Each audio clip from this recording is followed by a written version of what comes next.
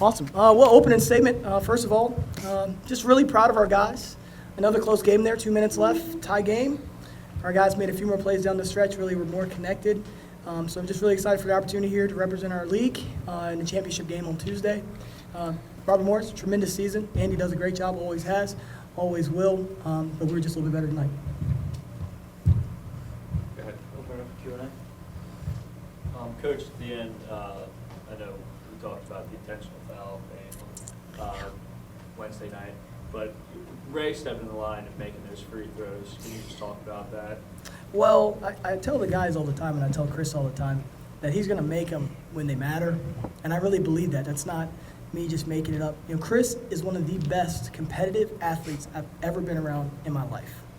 When I say that, I mean, if there's a situation that presents itself, he can find a way to overcome it no matter what happens. That includes being at the free throw line. He works on them like everyone does. He's been 30 minutes a day working on free throws. He spends time working on them. But I think his mindset when it comes down to winning time is just really special and elite, and we've seen that when he's made big plays for us time and time again. Elijah, the three put you up by 4, but right before that, back-to-back possessions, you guys take 2 charges. I think it was Greg Alexander on the one and then Chris Ray on the other. How much did that just fuel you guys on the other side of the court to say, hey, 2 possessions for them, no points, let's get down there? First of all, when you said Greg Alexander taking the charge, that right there excites me a lot. Because we all know, like, he has a lot to do on the defensive end. And knowing that he took the charge, it gave the team a super spark. And then Chris Ray taking the charge is just, that just shows us that we're locked in on defense and not offense, and that was a good way to end the game because that's what got us back in the game, the defensive end. How about you, though, just being able to kind of get to the top of the arc there and create some space, get that 3, really brought the crowd to his feet there. Yeah, I mean, I knew there is only, I think, 4 seconds on the shot clock, and Ray was going to get me, but I remember last play, he came, I think Mal came and got me, and there's too many guys to do whatever I wanted to do, so I sent him back, and I just shot it, and it went in.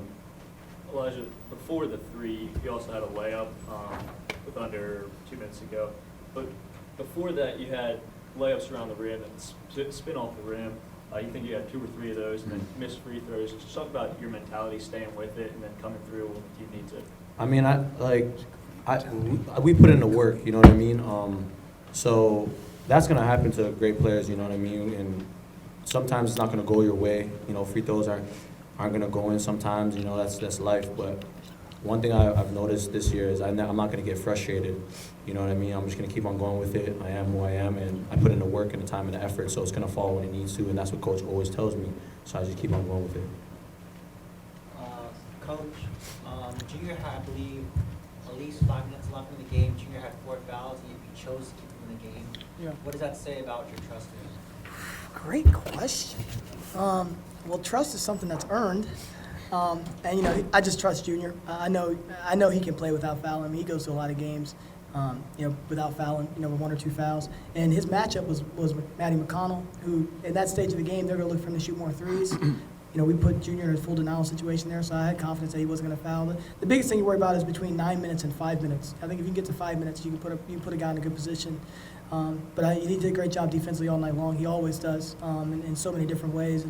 And I trust him because he's been with me for a long time now. I mean, when you look at all the games he's played for our program, and you multiply all the minutes he's played, I mean, he's probably played more minutes for me than any player I've coached. And so, that builds some trust right there. Junior, the other night, Wednesday night, you talked about your performance down the stretch. This time, it seemed like Eli took over down the stretch. You said the other night you have a 2-guard system, and either one of you can take the lead. Talk about his performance down the stretch. Anything you saw that you? I mean, amazing. I mean, it's great to have somebody that you can depend on in the backcourt if you're not going and he's going, and it's just hard to stop the 2 of us at the same time. And then it made me have to lock in more on defense. It gave me a chance to lock in more on defense. Like Coach said, I had Matty McConnell who was going off at that point in time, so I had to lock in on defense, and while he was going off, it just made it easier. Jimmy, all year long, at the end of these things, even before when you start, bigger things are ahead for this program, and now you're one more step closer to one of those big things. With this younger group, you'll have a couple of seniors here.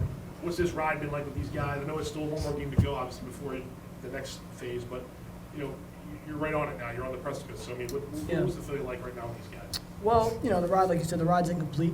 You know, it's like being stuck on that roller coaster and it just stops, right? So it's incomplete. But I think the thing I enjoy with these guys is they've found a way to continue to grow, game in and game out. I'm really big on the guys just being connected. I can really deal with any kind of outcome that happens as long as the guys are connected. Because when you're connected, you can see a sense of belief in one another. You see a belief in the stuff we're trying to run on the floor. It's just, you need so much trust. And I always say, like, in the month of March, you need a lot of love to win. You know, I mean, I know it sounds really, really cheesy, but you do. Because you're going to be tested at such a high level, you're going to need something more than just talent to get you over the hump. And we've been able to do that, you know, here those last 2 games. And we've got quite a challenge ahead of us on Tuesday to be able to do that, to continue to play with love. And I think our opponent plays with a ton of love as well. And so we've got to be more connected and continue to grow in that area, because, you know, as you close one door, another door opens, and you've got to be ready to be ready for what that door opens for itself. And so, you know, with this group, a younger group, you know, I think their age doesn't matter as much because they've got so much experience now. We've played so many times together, and they put in so much work. Like, I wish people could see how hard these guys work every single day. It's been fun to coach them, but again, if we don't finish it off, you know, we're going to be judged from how we move on from here on out. Elijah, what's it going to be like to play on your home court? I think first time ever on your home court. And it's a big step from St. Mary's to be able to be on the court on Tuesday. What's that going to be like? I mean, it's gonna be fun. Obviously, we got a fan base that's amazing. You know, they're amazing. You know, I love how what energy they bring to us. But obviously, it's gonna be just exactly the same game as the other games we had here, but just different jerseys. You know what I mean, for them. And you gotta just take that into consideration. And obviously, we're blessed about that because I heard it's the first time, right? Yeah. So just take that into consideration. You know, thank God that happened. And just after that, just focus on the game because it's just a game. When you had situations early in the game where things weren't going your way, it looks like you had good clock management in the sense that when things weren't going real well, you were coming up on when there was media timeouts, knowing the next dead ball, you get the time and have time to work things out. Is that one thing you try to watch for, just look to see where the clock is? Yeah. Do I need to use a full timeout, a 30-second timeout? Yeah, you know, one of the things, I'm not a big timeout taker. Mm-hmm. I'm a big believer in our guards, and so I've tried to really empower the guys beside me, and Chris Ray and Maldo Sala, those guys to, hey, they may go on a run, they may hit a few shots, let's settle in here, because I think you really need to use these timeouts at the end of games. I do think that when I watch college basketball, I think guys waste timeouts often, and I don't want to call it timeout because I don't want to call it timeout because I trust these guys. I trust that Elijah Jr. can make the right play. You know, like we had the turnover. Miles Wilson took the ball to bounce. Matty McConnell hit the 3. I trust these guys. I think that's a bigger example of how I trust them. I trust them to settle our group down, to make the right play when things are kind of swirling around. And so they've been able to do that.